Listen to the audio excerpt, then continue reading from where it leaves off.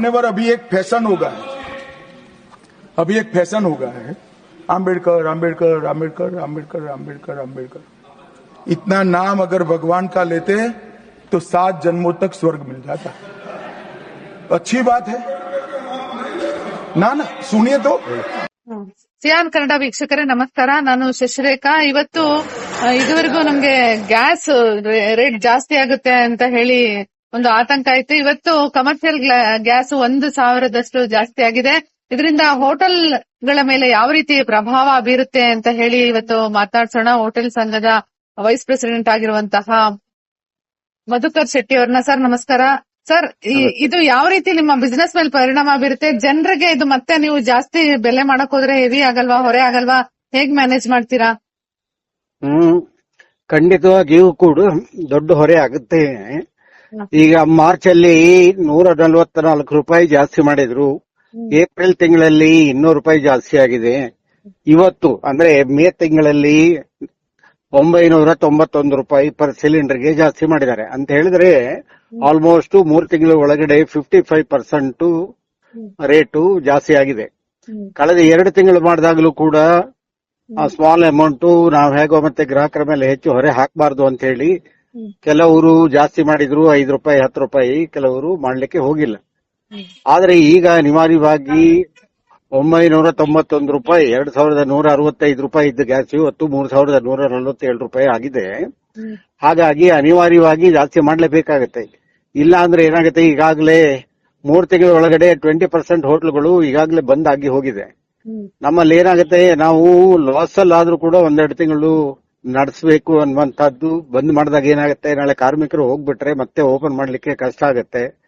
ಆಮೇಲೆ ಬಾಡಿಗೆಗಳು, ನಮ್ಮ EMIಗಳು, ನಮ್ಮ ಲೋನ್ಗಳು ಕಟ್ಕೊಳ್ಳಿಕ್ಕೆ ಕಷ್ಟ ಆಗತ್ತೆ ಅಂತ ಹೇಳಿ ಸುಮ್ಮನೆ ಶೋ ಮಾಡ್ತಾ ಇದ್ದಾರೆ ಹೆಚ್ಚಿನವರು. ಎಲ್ಲರೂ ಕೂಡ ಲಾಸ್ ಅಲ್ಲೇ ನಡೆಸ್ತಾ ಇದ್ದಾರೆ. ಈಗ ಮಧ್ಯಮ ದರ್ಜೆಯ ಒಂದು ದರ್ಶಿನಿ ಹೋಟ್ಲ್ ಅಂತ ಹೇಳಿದ್ರೆ ದಿನಕ್ಕೆ ಕನಿಷ್ಠ 3 ಸಿಲಿಂಡರ್ ಗ್ಯಾಸ್ ಬೇಕು. 3 ಸಿಲಿಂಡರ್ ಗ್ಯಾಸ್ಗೆ ಇವತ್ತು 3,000 ರೂಪಾಯಿ ಎಕ್ಸ್ಟ್ರಾ ಕೊಟ್ಟು ಅವನು ಆ ಹೋಟ್ಲ್ ಅನ್ನ ನಡೆಸಬೇಕು. ಅಂದ್ರೆ ತಿಂಗಳಿಗೆ 90ರಿಂದ 1 ಲಕ್ಷ ರೂಪಾಯಿವರೆಗೆ ಅವನಿಗೆ ಬರುವಂತ ಲಾಭದಲ್ಲಿ ಅವನು ಅದನ್ನ ಭರಿಸಬೇಕಾಗತ್ತೆ. ಸೊ ಇದನ್ನು ಎಷ್ಟು ಟೈಮ್ ಮಾಡ್ಲಿಕ್ಕೆ ಆಗಲ್ಲ. ಬಟ್ ಗ್ಯಾಸ್ ಅನ್ನ ಅವ್ರು ಮಾಡಿರೋ ಪ್ರಕಾರದಲ್ಲಿ 50% ಅವ್ರು ಗ್ಯಾಸ್ ರೇಟ್ ಜಾಸ್ತಿ ಮಾಡಿದ್ರು ಅಂತ ಹೇಳಿ ನಾವು ತಿಂಡಿ ದರವನ್ನ 50% ಜಾಸ್ತಿ ಮಾಡ್ಲಿಕ್ಕೆ ಆಗಲ್ಲ. ನಾವು ಮಾಡಿದ್ರು ಕೂಡ ಎಲ್ಲೋ ಒಂದು 5 ರೂಪಾಯಿಯೋ 10 ರೂಪಾಯಿ ಜಾಸ್ತಿ ಮಾಡ್ತೀವಿ. ಅದು ಕೂಡ ನಮಗೆ ಅದರಲ್ಲಿ ವರ್ಕೌಟ್ ಮಾಡ್ಲಿಕ್ಕೂ ಕಷ್ಟ ಆಗತ್ತೆ. ಆದ್ರೆ ಅನಿವಾರ್ಯವಾಗಿ ಎಲ್ಲ ಹೊರೆಯೂ ಕೂಡ ಗ್ರಾಹಕರ ಮೇಲೆ ಬೀಳುತ್ತೆ. ನಮ್ಮಲ್ಲೂ ಕೂಡ ಒಂದಷ್ಟು ಸಾಮಾಜಿಕ ಕಳಕಳಿ ಇರುತ್ತೆ, ನಾವು ಜಾಸ್ತಿ ಮಾಡಬಾರ್ದು ಅನ್ನುವಂಥದ್ದು ನಮ್ಗೆ ಇರುತ್ತೆ. ಈಗ ಫಾರ್ ಎಕ್ಸಾಂಪಲ್, ನೀವು ಒಂದು ಕಾಫಿಗೆ 5 ರೂಪಾಯಿ ಜಾಸ್ತಿ ಮಾಡಿದ್ರೆ 1000 ಕಾಫಿ ಹೋಗುದು ಮಾರನೇ ದಿವಸ 5 ರೂಪಾಯಿ ಜಾಸ್ತಿ ಆಗಿರೋದ್ರಿಂದ 700-800 ಕಾಫಿಗೆ ಬಂದಿಲ್ಲತ್ತೆ. ಊಟದ ಬೆಲೆಯನ್ನ 100 ರೂಪಾಯಿ ಇದ್ದಿದ್ದು 110 ರೂಪಾಯಿ ನೀವು ಮಾಡಿದ್ರೆ ಊಟ ಹೋಗುವ ಸಂಖ್ಯೆ ಕೂಡ ಕಮ್ಮಿ ಆಗತ್ತೆ. ಅವಾಗ ಏನಾಗತ್ತೆ, ಸೇಲ್ಸ್ ಕಮ್ಮಿ ಆದಾಗ ನಮ್ಮ ಪ್ರಾಫಿಟ್, ನಮ್ಮ ಟರ್ನ್ ಓವರ್ ಕಮ್ಮಿ ಆಗತ್ತೆ. ಆ ಪ್ರಕಾರದಲ್ಲಿ ಬರುವಂತಹ ಲಾಭ ಕೂಡ ಕಮ್ಮಿ ಆಗತ್ತೆ. ಲಾಭ ಕಮ್ಮಿ ಆದಾಗ ಅನಿವಾರ್ಯವಾಗಿ ಒಂದ್ ದಿವಸ ಸಂಸ್ಥೆಗಳನ್ನ ಶಟ್ ಡೌನ್ ಮಾಡಬೇಕಾಗತ್ತೆ. ಅಂದ್ರೆ ಇವರು ಹೋಟ್ಲೆಲ್ಲ ಮುಚ್ಚಿಸ್ಬಿಟ್ಟು ಮೊದ್ಲೆಲ್ಲ ನಾವು ಬುತ್ತಿ ಇಟ್ಕೊಂಡು ಆಡ್ತಾ ಇರಲ್ಲ, ಆತರ ಸ್ಥಿತಿ ತರ್ತಾ ಇದಾರಲ್ಲ ಸರ್.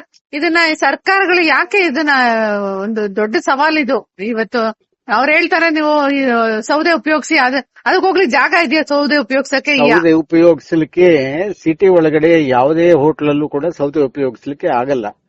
4 ಗೋಡೆಗಳ ಮಧ್ಯೆ ನಾವು ಹೋಟ್ಲ್ ಅನ್ನ ನಡೆಸ್ತಾ ಇದೀವಿ.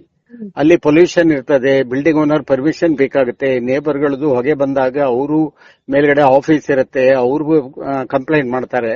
ಅದರ ಜೊತೆಗೆ ಕಾರ್ಮಿಕರು ಇವತ್ತು ಸೌದೆ ಒಲೆಯಲ್ಲಿ ಕೆಲಸ ಮಾಡೋ ಕಾರ್ಮಿಕರು ಎಲ್ಲಿದ್ದಾರೆ? ಅವರು ಕೇಳಿದ್ರೆ ನಮಗೆ ಹಾರ್ಟ್ ಪ್ರಾಬ್ಲಮ್ ಇದೆ, ನಮಗೆ ಬ್ರೀದಿಂಗ್ ಪ್ರಾಬ್ಲಮ್ ಇದೆ, ನಮಗೆ ಕಣ್ಣೂರಿ ಬರುತ್ತೆ, ನಾವು ಮಾಡ್ಲಿಕ್ಕಾಗಲ್ಲ ಅಂತ ಹೇಳಿ ಒಂದು ದಿವಸ ಒಲೆ ಅಣಿಸಿದ್ರೆ ಮಾರನೇ ದಿವಸ ಒಲೆ ಅಣಿಸಲ್ಲ ಅವರು. ಇವೆಲ್ಲ ಸಮಸ್ಯೆಗಳಿರ್ಲಿಕ್ಕೆ ಹೋಗಿ ಈಗ ಸಿಟಿ ಹೊರಗಡೆ ಇದ್ರೆ ಗ್ರಾಮಾಂತರ ಪ್ರದೇಶದಲ್ಲಿ ಔಟ್ಸೈಡ್ ಜಾಗ ಇರುತ್ತೆ, ಅವರು ಪರವಾಗಿಲ್ಲ, ಅವರು ಸೌದೆ ಒಲೆ ಇಟ್ಕೊಂಡು ಹೇಗೋ ಮಾಡಿ ಹೋಟೆಲ್ ನಡೆಸಬಹುದು. ಸಿಟಿ ಒಳಗಡೆ ಇರೋದೇ ಒಂದು 1000 ಸ್ಕ್ವೇರ್ ಫೀಟ್ ಜಾಗ ದರ್ಶಿನಿ. ಅದರಲ್ಲಿ ನೀವು ಸೌದೆ ಒಲೆ ಎಲ್ಲಿಡ್ತೀರಿ, ಸೌದೆ ಎಲ್ಲಿಡ್ತೀರಿ, ಅಡಿಗೆ ಎಲ್ಲಿ ಮಾಡ್ತೀರಾ? ಯಾರಿಗೂ ಮಾಡ್ಲಿಕ್ಕೆ ಆಗಲ್ಲ. ಈಗ ಕರ್ನಾಟಕದಲ್ಲಿ ಟೋಟಲಿ ಹೋಟೆಲ್ ಇಂಡಸ್ಟ್ರಿಯಲ್ಲಿ ಎಷ್ಟು ಕಾರ್ಮಿಕರು, ಎಷ್ಟು ಜನ ಹೋಟೆಲ್ ಇಂಡಸ್ಟ್ರಿನ ಡಿಪೆಂಡ್ ಆಗಿದ್ದಾರೆ ಸರ್? ಇವತ್ತು ಕಾರ್ಮಿಕರ ದಿನಾಚರಣೆ, ಇವ್ರ ಮೇಲೆ ಎಷ್ಟು ಪ್ರಭಾವ ಬೀರುತ್ತೆ ಅನ್ನೋದನ್ನ ಹೇಳಿ. ಈಗ ಸರ್ಕಾರ ಮಾಡಬೇಕಾಗಿರುವಂತ ಕೆಲಸವನ್ನ ನಾವು ಮಾಡ್ತಾ ಇದ್ದೀವಿ. ಎಷ್ಟೋ ಜನ ಅವಿದ್ಯಾವಂತರು ಇರ್ಬೋದು, ಅಂಗವಿಕಲರು ಇರ್ಬೋದು, ಕೆಲಸ ಇಲ್ಲದೆ ಇದ್ದವರಿಗೆ ಸರ್ಕಾರಕ್ಕೆ ಕೆಲಸ ಕೊಡ್ಲಿಕ್ಕೆ ಆಗಲ್ಲ, ನಾವು ಕೊಡ್ತಾ ಇದೀವಿ.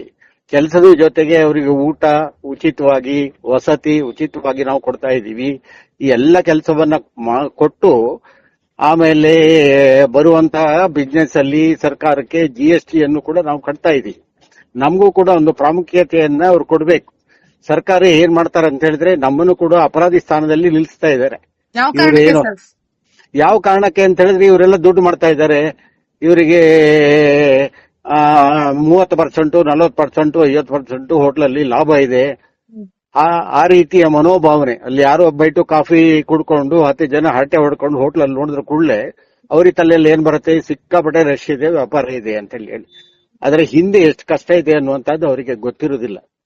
ಹಾಗಾಗಿ ಈಗಾಗಲೇ ಕನಿಷ್ಠ ಈಗ ಬೆಂಗಳೂರಲ್ಲಿ ಸುಮಾರು 1 ಲಕ್ಷ ಚಿಲ್ಲರೆ ಹೋಟ್ಲ್ಗಳಿದಾವೆ.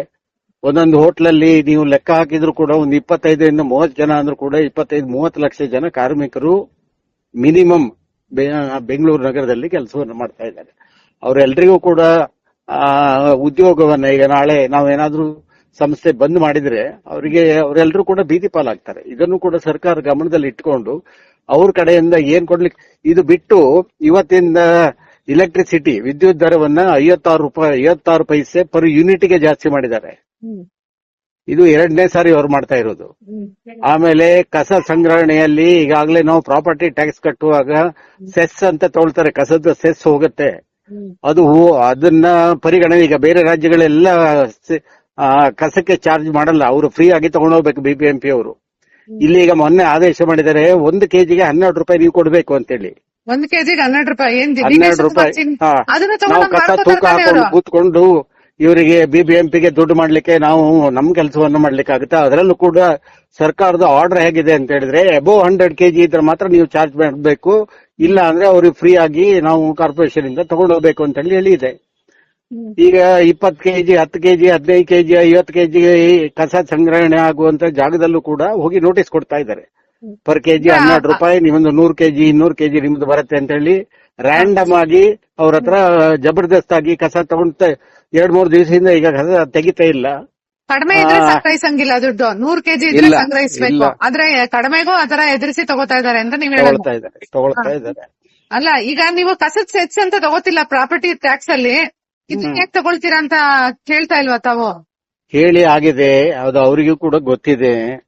ಆಯ್ತಾ, ಪ್ರಾಪರ್ಟಿ ಟ್ಯಾಕ್ಸ್ ಅಲ್ಲಿ ಟ್ಯಾಕ್ಸ್ ಕಟ್ಟದಾಗ್ಲೇ ಬರುತ್ತೆ. ಅದರಲ್ಲಿ ಸೆಸ್ ಅಂತ ಹೇಳಿದ್ರೆ ಇನ್ಕ್ಲೂಡಿಂಗ್ ಕಸ ಸಂಗ್ರಹಣೆ ಕೂಡ ಅವ್ರದ್ದು ಇರುತ್ತೆ. ಗಾರ್ಬೇಜ್ ಅನ್ನ ಅವ್ರು ಕಲೆಕ್ಟ್ ಮಾಡ್ಬೇಕು ಅಂತ ಹೇಳಿ ಅವ್ರು ಚಾರ್ಜ್ ಮಾಡ್ಲಿಕ್ಕಿಲ್ಲ ಅದಕ್ಕೆ.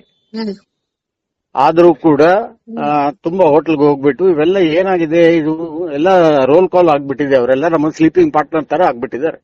ನಾವು ಸಂಪಾದನೆ ಮಾಡೋದು, 26 ಡಿಪಾರ್ಟ್ಮೆಂಟ್ ಅವರು ಬಂದು ನಮ್ಮನ್ನ ಕೊರೆದು ತಿನ್ನೋದು. ಇದೇನ ಮತ್ತೆ DK ಶಿವಕುಮಾರ್, ನಾನು ಇಂಟರ್ನ್ಯಾಷನಲ್ ಸಿಟಿಲಿ ಇಷ್ಟೊಂದು ರೋಲ್ ಕಾಲ್ ಆದ್ರೆ ಯಾರು ಇಂಟರ್ನ್ಯಾಷನಲ್ ಸಿಟಿ ಅಂತ ಒಪ್ಕೊಳಕಾಗುತ್ತಾ? ಇಂಟರ್ನ್ಯಾಷನಲ್ ಸಿಟಿ ಮಾಡ್ತಾರೆ ಅವ್ರಿಗೆ. ಕನಕಪುರದಲ್ಲಿ ಮಾಡ್ತಾ ಇದ್ರಲ್ಲ, ಏರ್ಪೋರ್ಟ್ ನಲ್ಲಿ ತಗೊಂಡೋಗಿ ಅವ್ರವ್ರ ಕ್ಷೇತ್ರನ ಬೇರೆಯವ್ರ ಬಗ್ಗೆ, ಜನರ ಬಗ್ಗೆ ಅಥವಾ ಗ್ರಾಹಕರ ಬಗ್ಗೆ ಅವ್ರಿಗೆ ಕಾಳಜಿ ಇದ್ರೆ ಹೀಗ್ ಮಾಡ್ತಾರ? ಮಾಡ್ಲಿಕ್ಕೆ ಹೋಗಲ್ಲ. ಯಾವ್ದು ಕಮ್ಮಿ ಆಗಿದೆ ಹೇಳಿ? ಎಲ್ಲವೂ ಕೂಡ ಹಾಲು, ಬೆಣ್ಣೆ, ತರಕಾರಿಗಳಿರ್ಬಹುದು, ಮೀನು, ಮಾಂಸ ಇರಬಹುದು, ವಿದ್ಯುತ್ ದರ ಇರಬಹುದು, ಎಲ್ಲ ನಾರ್ಮಲ್. ಈಗ ವಾಟರ್ ಚಾರ್ಜಸ್ ಕಳೆದ ತಿಂಗಳು 4 ತಿಂಗಳಿಂದ ಮಾಡಿದ್ರು, ಡಬಲ್ ಮಾಡಿದ್ದಾರೆ. ಒಂದು ಮನೆಗೆ 300 ರೂಪಾಯಿ ಬರುವಂತ ವಾಟರ್ ಬಿಲ್ ಇವತ್ತು 600 ರೂಪಾಯಿ ಬರ್ತಾ ಇದೆ. ರೆಸ್ಟೋರೆಂಟ್ ಗಳಿಗೆ ನಮಗೆ 20,000, 25,000 ಬರುದು, ಇವತ್ತು 45-50,000 ರೂಪಾಯಿ ವಾಟರ್ ಬಿಲ್ ಬರ್ತಾ ಇದೆ. ಈಗ ಮುಂದಿನ ದಿನಗಳಲ್ಲಿ ಹೋಟ್ಲುಗಳು ಉಳಿತಾವ ಇಲ್ವಾ ಸರ್? ಹಾಗಾದ್ರೆ ಅಲ್ಲ, ಈಗ ಉಳಿಸ್ಕೊಳ್ಬೇಕು ಅಂತ ಹೇಳಿದ್ರೆ, ಈಗ ನೀವು ನಿಮ್ಮ ಚಾನೆಲ್ನ, ನಿಮ್ಮ ಟಿವಿನ ನೀವು ಉಳಿಸ್ಕೊಳ್ಬೇಕು ಅಂದ್ರೆ ಏನ್ ಮಾಡ್ತೀರಾ? ನಿಮ್ಮ TRP ಅನ್ನ ಮೇಂಟೈನ್ ಮಾಡ್ಬೇಕು ನೀವು. ನಾವು ನಮಗೂ ಕೂಡ ಒಂದು TRP ಇರುತ್ತೆ. ನಾವು ಆ ಪ್ರಕಾರದಲ್ಲಿ ನಮ್ಮ ಬೆಲೆ, ಈಗ ನಮ್ಮ ಕ್ವಾಲಿಟಿ ಹಾಳಾಗಬಾರ್ದು ಅಂತ ಹೇಳಿದಾಗ ನಾವು ಬೆಲೆಯನ್ನ ಜಾಸ್ತಿ ಮಾಡ್ಲೇಬೇಕಾಗತ್ತೆ. ಬರುವಂತ ಗ್ರಾಹಕರ ಸಂಖ್ಯೆ ಕಮ್ಮಿ ಆಗತ್ತೆ, ಮಾಡುವಂತ ಬಿಸ್ನೆಸ್ ಕೂಡ ಕಮ್ಮಿ ಆಗತ್ತೆ. ಆದ್ರೂ ಕೂಡ ಶೋ ರನ್ ಮಾಡ್ಬೇಕಾಗತ್ತೆ. ಯಾಕಂತ ಹೇಳಿದ್ರೆ ನಮಗೂ ಕೂಡ ನಮ್ ಸಮಸ್ಯೆ ಇದೆಯಲ್ಲ. ಈಗೆಲ್ಲ ಲೋನ್ಗಳಾಗ್ಬಿಟ್ಟಿರುತ್ತೆ, ಎಲ್ಲ ಸಮಸ್ಯೆಗಳಿರ್ತವೆ. ಒಟ್ಟಾರೆ ಏನು ಹೋಟೆಲ್ ಇಂಡಸ್ಟ್ರಿ ಪ್ರತಿ ವರ್ಷನೂ ಹೊಸ ಸವಾಲುಗಳನ್ನ ಎದುರಿಸ್ತಾ ಇದೆ. ಇದಕ್ಕೊಂದು ಈಗ ನಿಮ್ದೊಂದು ಸಂಘ ಇದೆ, ಸರ್ಕಾರ ಇದೆ, ಮಧ್ಯ ಕೂತ್ಕೊಂಡು ಮಾತುಕತೆ ಯಾವತ್ತಾದ್ರೂ ಆಗಿದ್ಯಾ? ಆಗೋಕ್ ಸಾಧ್ಯವೇ ಇಲ್ವಾ ಇದು? ಇಲ್ಲ, ಈ ವಿಚಾರದಲ್ಲಿ ಈಗ ನಾವು ಪ್ರೊಟೆಸ್ಟ್ ಕೂಡ ಮಾಡ್ಲಿಕ್ಕೆ ಆಗಲ್ಲ. ಈಗ ಸರ್ಕಾರಕ್ಕೆ ನಾವು ಈಗಾಗಲೇ ಕಳೆದ ಸಾರಿ ಜಾಸ್ತಿ ಆದಾಗ ಸಿಎಂ ಹತ್ರ ಸಂಬಂಧಪಟ್ಟಂತ ಆಹಾರ ಮತ್ತು food and civil supply minister ಅವ್ರನ್ನ ಹೋಗಿ ಕೆ ಮುನಿಯಪ್ಪ ಅವ್ರನ್ನ ಮಾತಾಡಿದೀವಿ. ಆಮೇಲೆ ಸಿಎಂ ಪ್ರಿನ್ಸಿಪಲ್ ಸೆಕ್ರೆಟರಿಗೂ ಕೂಡ ಅವರು ಕರೆದು ನಮ್ಮನ್ನ ಒಂದು ಮೀಟಿಂಗ್ ಮಾಡಿದ್ರು. ಏನ್ ಮಾತಾಡಿದ್ರು ಕೂಡ ಅದಕ್ಕೆ ಪರಿಹಾರ ಸಿಗಲಿಲ್ಲ. ಕೇಳಿದ್ರೆ ಹೇಳ್ತಾರೆ ಅದು ಸೆಂಟ್ರಲ್ ಗವರ್ಮೆಂಟ್, ನಾವೇನ್ ಮಾಡ್ಲಿಕ್ಕೆ ಆಗಲ್ಲ ಅಂತ. ಅಲ್ಲ, ಸೆಂಟ್ರಲ್ ಗವರ್ಮೆಂಟ್ ಇಲ್ಲಿಂದ ಲೆಟರ್ ಬರೀಬೇಕಲ್ವಾ? ಇವ್ರನ್ನ ಕೂಡ್ಸಿರೋದೇ ಅದಕ್ಕೆ ಅಲ್ವಾ? ಈಗ ಕಾಳಸಂತೆಯಲ್ಲಿ ಮಾಡ್ತಾ ಇದ್ದಾರೆ, ಬೇಕಾದಷ್ಟು ಸಿಲಿಂಡರ್ ಬರ್ತಾ ಇದೆ. ಕಾಳಸಂತೆ ಆಯ್ತಾ? ಜಾಸ್ತಿ ಆಗಿದೆ. 4,500 ರೂಪಾಯಿ ಇವತ್ತು ಪ್ರೈವೇಟ್ ಗ್ಯಾಸ್ ಅವರು ಸೇಲ್ ಮಾಡ್ತಾ ಇದ್ದಾರೆ. ಅವರಿಗೆ ರೇಟ್ ಆಗಿದೆಯಾ ಇದುವರೆಗೂ? ಆಮೇಲೆ ಇಂಡೇನು, HP, ಭಾರತ್ ಗ್ಯಾಸ್ ಅವರು ಈಗ ಅವ್ರ ಹತ್ರ ಸ್ಟಾಕ್ ಇರೋದನ್ನ ಅವರ ಡೀಲರ್ ಗಳಿಗೆ ಕೊಟ್ಬಿಟ್ಟು ಡೀಲರ್ಗಳು 4,500 ರೂಪಾಯಿಗೆ ಸೇಲ್ ಮಾಡ್ತಾ ಇದ್ದಾರೆ. ಇದನ್ನ ಸರ್ಕಾರ, ಈ ರಾಜ್ಯ ಸರ್ಕಾರ ಇದನ್ನ ಹತೋಟಿ ತಗೊಳ್ಬೇಕು. ಅಲ್ಲಿ ಯಾರೋ ಹಿಡಿದಾಗ ಅವ್ರನ್ನ ಬಿಡಿ ಅಂತ ಹೇಳಿ ಮಿನಿಸ್ಟ್ರೇ ಕಾಲ್ ಮಾಡಿ ಹೇಳ್ತಾರೆ, ರೀ ನಮ್ಮವ್ರಿ ಅವರು 325 ಸಿಲಿಂಡರ್ ಇದೆ ಬಿಟ್ಬಿಡಿ ಅವ್ರನ್ನ ಅಂತ ಇವರೇ ಅವರಿಗೆ ಸಪೋರ್ಟ್ ಮಾಡಿದ್ರೆ ಇನ್ ಕಾಳಸಂತೆ ಮಾರಾಟಗಾರರು ನೀವು ಎಲ್ಲಿ ಕಂಟ್ರೋಲ್ ಮಾಡ್ಲಿಕ್ಕಾಗತ್ತೆ?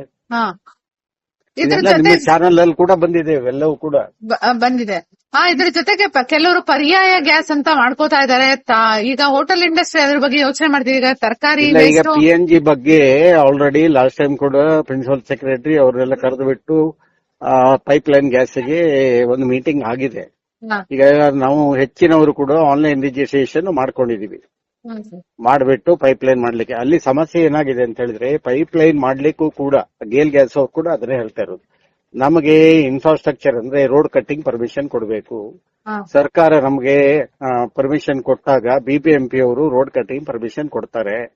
ಆಮೇಲೆ ಆ ಏರಿಯಾದಲ್ಲಿ ಒಂದು ಮಿನಿಮಮ್ ಆರ್ಡರ್ ಅಂದ್ರೆ ಪಾಯಿಂಟ್ಸ್ ನಮಗೆ ಸಿಗಬೇಕು, ಅಂದ್ರೆ ಕನೆಕ್ಷನ್ಸ್.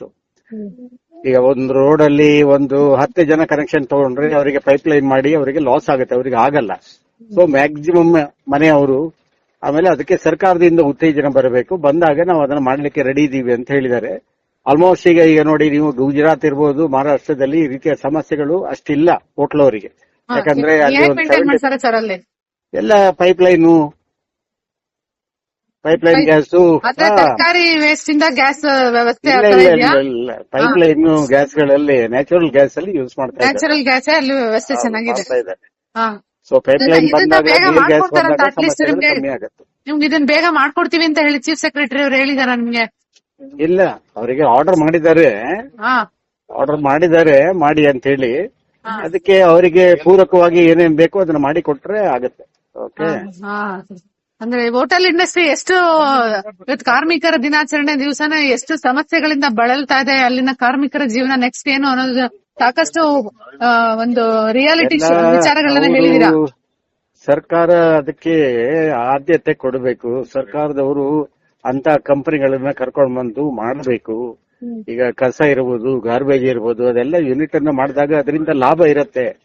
ಬಂದವರಿಗೆ ಯೂನಿಟ್ ಓಪನ್ ಮಾಡ್ಲಿಕ್ಕೆ ಇವ್ರು ಬಿಡದೆ, ಅವರಿಗೆ ಪರ್ಮಿಷನ್ ಕೊಡದೆ, ಅವ್ರ ಹತ್ರ ಎಷ್ಟೋ ನೀವು ಅಷ್ಟ್ ಕೊಡಿ ಇಷ್ಟ್ ಕೊಡಿ ನೀವೆಲ್ಲ ಅವರಿಗೆ ಭ್ರಷ್ಟಾಚಾರ ಜಾಸ್ತಿ ಇರೋದ್ರಿಂದ ಎಲ್ಲಾ ಸಮಸ್ಯೆಗಳು ಅಂತ ತಾವ್ ಹೇಳೋದು. ಆಗ್ತಾ ಇಲ್ಲ, ಯಾರು ಬರ್ತಾ ಇಲ್ಲ, ಅದೇ ಪ್ರಾಬ್ಲಮ್ ಆಗಿರೋದು. ಸಾಕಷ್ಟು ವಿಚಾರಗಳನ್ನ ಇನ್ವೆಸ್ಟ್ ಮಾಡೋರು ಯಾರೇ ಬಂದ್ರು ಕೂಡ ಅವರಿಗೆ ಎನ್ಕರೇಜ್ ಮಾಡಬೇಕು, ಅವರಿಗೆ ಪೂರಕ ವಾತಾವರಣವನ್ನ ನಾವು ಕಲ್ಪಿಸಿಕೊಡ್ಬೇಕು. ಆವಾಗ ಪ್ರತಿಯೊಬ್ರು ಕೂಡ ಇನ್ವೆಸ್ಟ್ ಮಾಡ್ತಾರೆ.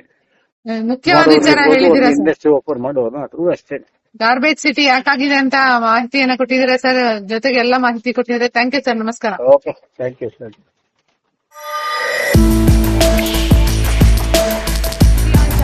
ನೋಡ್ತಾ ಇರಿ, ಸಬ್ಸ್ಕ್ರೈಬ್ ಆಗಿ, ಲೈಕ್ ಮಾಡಿ, ಶೇರ್ ಮಾಡಿ.